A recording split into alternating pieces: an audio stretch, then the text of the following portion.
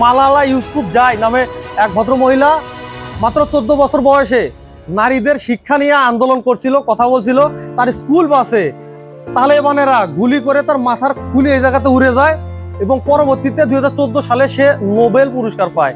এই গুলিটা তাকে সোয়াত উপত্যকায় করা হয়েছিল, পাকিস্তানের মালালা ইউসুফজাইকে। সেই মালালা নোবেল পুরস্কার পেয়ে এখন সারা পৃথিবীর অ্যাক্টিভিস্ট।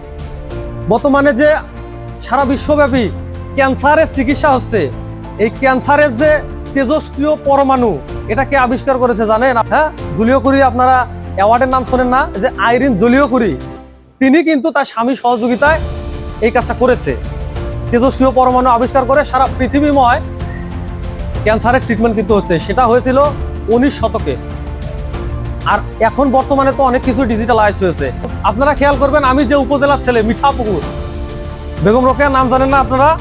আমি সেই মিঠাপুকুরের সন্তান। ওই আমলে একজন বেগম রোকেয়া তার অবরোধবাসিনী উপন্যাসের মাধ্যমে, তার চাষার দুঃখ প্রবন্ধের মাধ্যমে প্রতিবাদ করেছিলেন, নারীর অধিকার নিয়ে কথা বলেছেন, এই যে আমাদের সমাজের দৈন্য দশা নিয়ে কথা বলছিলেন। 1880 থেকে 1932 পর্যন্ত তিনি কিন্তু এই কার্যক্রমগুলো করেছেন।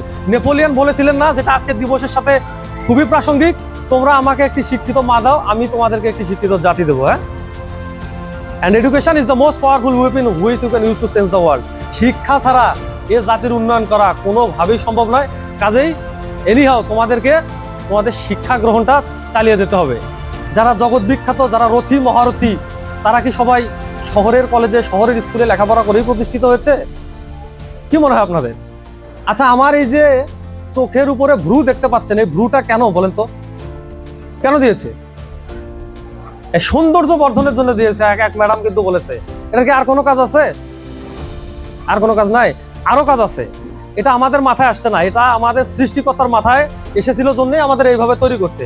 এই ভ্রু হচ্ছে আমাদের চোখের উপরে সানশেডের কাজ করে। জানালার উপরে সানশেড দেখেন না বাড়িতে? আমাদের সব থেকে বেশি কি ঘামে? মাথা ঘামে।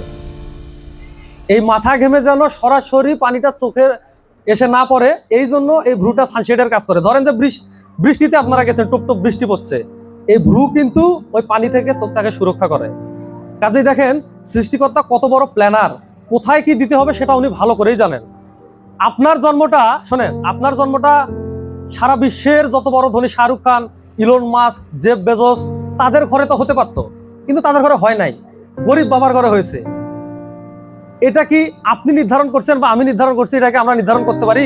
এটা নির্ধারণ করছে সৃষ্টিকর্তা। ওই সৃষ্টিকর্তা খুব ভালো করে জানে কাজ জন্ম কোনখানে দিতে হবে। কয়লা দিয়ে আমরা অনেক হাসি তামাশা করি যে কয়লা ধুলে ময়লা জানা, কয়লার মতো কালা। এই কয়লা 100 থেকে 300 বছর খুব রোদে, প্রচন্ড রোদে এবং তাপে 100 থেকে 300 বছর থাকার পর পৃথিবীর সবচেয়ে দামি বস্তু ডায়মন্ডে পরিণত হয়, হীরাতে। এই জন্য যদি নিজেকে ওই জায়গাটাতে নিয়ে যেতে চাও, তাহলে নিজেকে আগে সূর্যের মতো জ্বালাও, পোড়াও, জ্বালিয়ে পুড়িয়ে ওই কয়লা থেকে নিজেকে হীরাতে রূপান্তর করে ওই জায়গায় যাও। মেয়েদের পিছনে লাইন মারতে হবে না, মেয়েরা তোমাদের পিছনে লাইন মারবো। সন্তানকে মুখ দিয়ে নির্যাতন করেন, অর্থাৎ ইংরেজিতে বলে ভার্বাল অ্যাবিউজ। মুখ দিয়ে কিভাবে নির্যাতন করেন জানেন?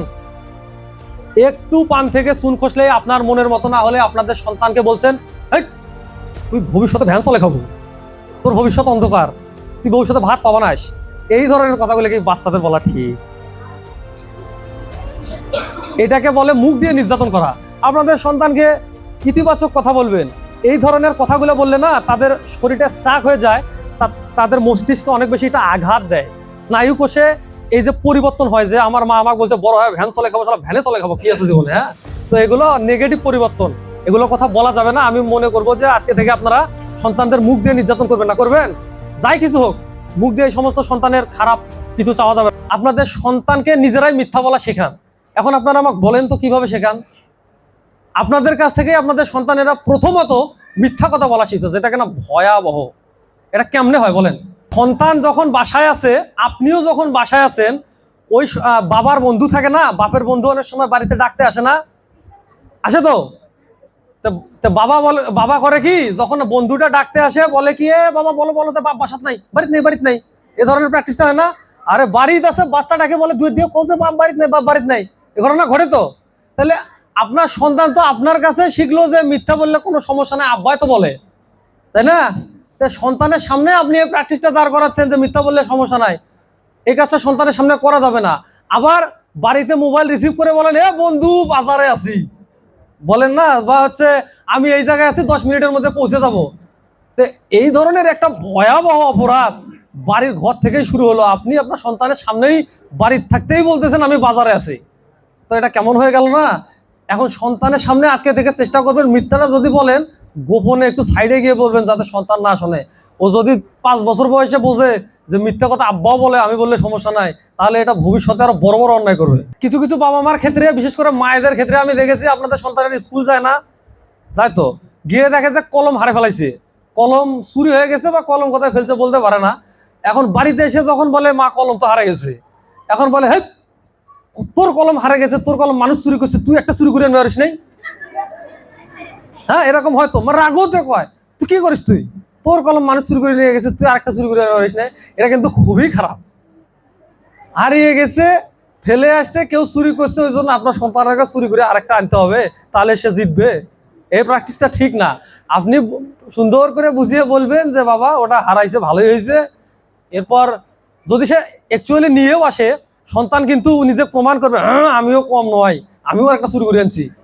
হ্যাঁ, তখন ওটা না ভালোভাবে নেওয়ার দরকার নাই। বলবেন যে বাবা এই যেটা করছো এটা চুরি বলে, এই জিনিসটা ভালো না, কারণ এই ছোট ছোট চুরিগুলো পরবর্তীতে আরো বড় বড় চুরি সংগঠিত করতে উদ্বুদ্ধ করবে।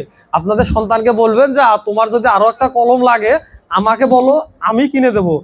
চুরি করা যাবে না বা কারোটা না বলে আনা যাবে না, এই প্র্যাকটিসটা করা যাবে না। আপনাদের সন্তানেরা এই ধরনের ছোটখাটো অন্যায়গুলো করে যখন আপনাদের কাছে বুক ফুলিয়ে বলবে, ছোট বয়স বলাটাই স্বাভাবিক, স্বাভাবিক তাই না?